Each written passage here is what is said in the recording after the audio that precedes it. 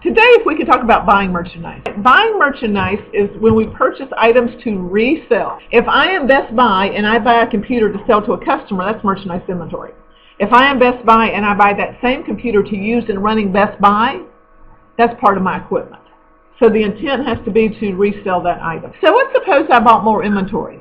What do I have more of? Well, I have more inventory, an asset, and assets go up with a debit.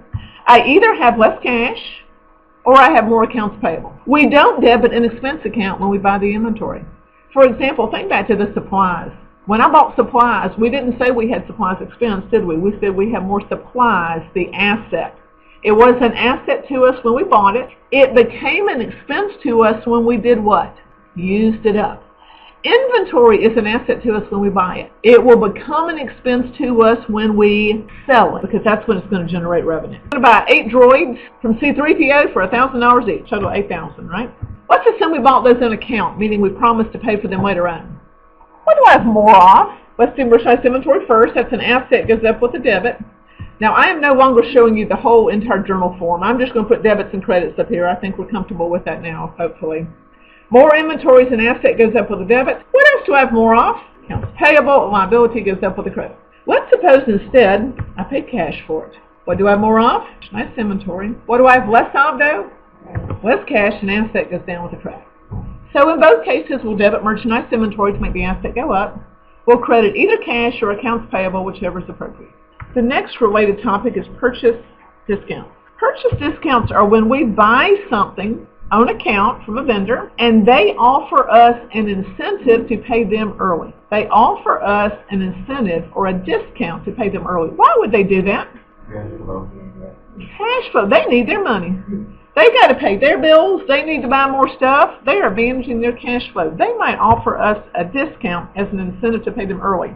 This is stated in terms of the sales terms. Here's an example, a very common one. 2/10, N/30. The way we say that is, I would call that 210 net 30. 210 net 30. That means I may take a 2% discount if I pay within 10 days. Otherwise, the net amount comes due in 30 days. Now, I have a little problem with those terms. That's the word net. You can have two amounts. You can have a net amount, which is a smaller amount. What's the opposite of net, though? Gross. Now, if I wrote these terms, I would call it 210 gross 30.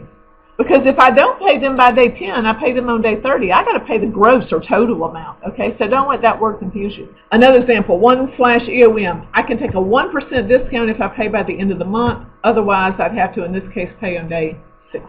Now, a purchase discount is going to be recorded on my books only if I pay within the discount period and take the discount. Let's suppose I owed somebody $100 and I go to make the payment. When I make the payment, I need to make my accounts payable go down by the total of 100. Let's suppose I get a 2% discount. I can save $2. I'm only going to pay them $98 cash, so I'm going to credit cash for $98. The part of this entry, which is a little bit odd, says my $2 discount gets credited to merchandise inventory. Let me show you why we do that. Looks a little bit odd, but there's a good reason for that. Notice, what if I bought $1,000 worth of stuff and I returned $900 of that amount? When I go to pay for it, I'm only paying for $100, right? When I go to calculate the discount, I can only take the discount off of the $100, not off the $1,000. What if I pay after the discount period? Just like Chapter 2, debit accounts payable, credit cash. Let's do an example. Remember those droids we bought a minute ago? 8 of them, $1,000 each? Let's suppose that purchase was on account. Jot down for me the entry again to record making the purchase. This time it's on account. We promised to pay later on. What'd you debit? Merchandise inventory, why? To make the asset go up. Good. What did you credit? Accounts payable to make the liability go up. Now we're going to pay for it. Let's pay on day 10. We can take what percent discount if we pay on day 10? 2% of 8,000 says I'm going to save, what, $160? I owed them $2,000. I'm going to save $160. How much am I going to pay them then? $7,840. 8,000 minus that 2%? Let's make a journal entry. I'm paying off my accounts payable. What do I have less of?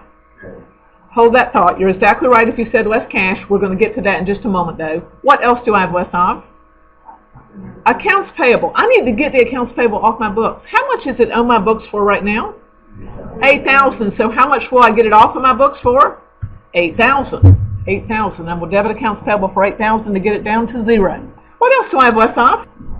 cash. How much less cash do I have? $7,840. Perfect. Now, the only problem is that doesn't balance, does it? To make it balance, I need another credit for $160, and that credit goes to merchandise inventory. Now, let's think about that. Crediting inventory. Inventory is an asset. When I credit it, I make it go down. Do I physically have less inventory? No. But did my inventory cost me less? Yes. So I'm making that account go down so that it reflects just what we actually ended up paying for the inventory. Debit accounts payable for the total, credit cash for what we pay, credit merchandise inventory for the discount. Why couldn't we just debit accounts payable and credit cash for $78.40? What would be the problem with that in accounts payable? It would leave a $160 balance in accounts payable. It would look like I still owe them $160, but I really don't. The last thing I want to show you then is what the effect is on merchandise inventory. Let's post those two entries we just made. The first entry was what, an $8,000 debit to merchandise inventory? The second one was a credit of $160, leaving me right now in merchandise inventory a debit of $78.40. That number should look familiar. That's what we actually paid for the inventory. $78.40 is what we actually paid for it, because now we've credited the inventory account for the discount. That is the balance in merchandise inventory. That's why we had to credit merchandise inventory for the discount. What if we didn't take the discount? What would the entry look like? We're going to debit accounts payable to make it go down. We're going to credit cash to make it go down. If we don't take the discount, it simply doesn't show up at all. Purchase returns and allowances. A purchase return is when I buy stuff to resell and I take it back. Just like if you return something to the store, everybody's returned stuff to a store before, right? You just take it back. You didn't like it, you bought stuff. Now that stuff has to be merchandise. To be merchandise, it has to be goods that we bought to resell. Anything we're talking merchandise is goods that we bought to resell. Now a purchase allowance is similar. I bought something, but I'm not crazy about it, but I agree, I'll keep it if that vendor will bump down the amount that I owe them. We're going to talk about purchase returns because I think we understand that a little bit easier. We can identify with that, but we count for both of those just the same then. So let's suppose that I return some merchandise and I have not paid for it yet. Will they give me a cash refund? No. Instead, they're going to reduce the amount that I owe them. So what do I have less of? Accounts payable need to make that liability go down. And what else do I have less of? What did I give them? Merchandise inventory, I need to make that asset go down. So I'm going to make the liability go down with a debit, make the asset go down with a credit. What if I had already paid them for this item? What do I have more of? Cash. They got to give me my money back. Good. Debit cash. And what do I have less of? Merchandise inventory. The asset goes down with a credit. How does that impact merchandise inventory? Well, it goes down. We have less of it. Princess Leia. She bought some droids, if you recall, last class to resell. She sends back 2 of them. All right. They cost her $1,000 each when she bought them. She sends back 2 of them. First off, let's assume that she has not yet paid for them. Will they give her money back? No. So let's see, $2,000. They're just going to reduce the amount that she owes to the vendor then. What do we have less of? Our accounts payable needs to go down. Liabilities go down then with a debit. And what do we have less of? We have less merchandise inventory. That asset goes down with a credit. So we're going to debit accounts payable to make that liability go down, credit merchandise inventory to make the asset go down. Same example, but she's already paid for the goods. Will they give her money back? Yes. What do we have more of? Cash, an asset goes up with the debit. And what do we have less of? Merchandise inventory, an asset goes down with the credit. Now let me mention that this could get a little bit more complicated. For example, what if she had bought those items on account and then when she paid for them she took the discount? Would she really have ended up paying $1,000 each for them then? No, 2% said what she would have saved $20 each. She would have only ended up paying $9.80 each. Well, when they go to give her money back, do you think they're going to give her back the full $1,000? No, they would only give her that reduced amount. We're not going to do any like that. I just want you to be aware that that's a possible complicating issue there.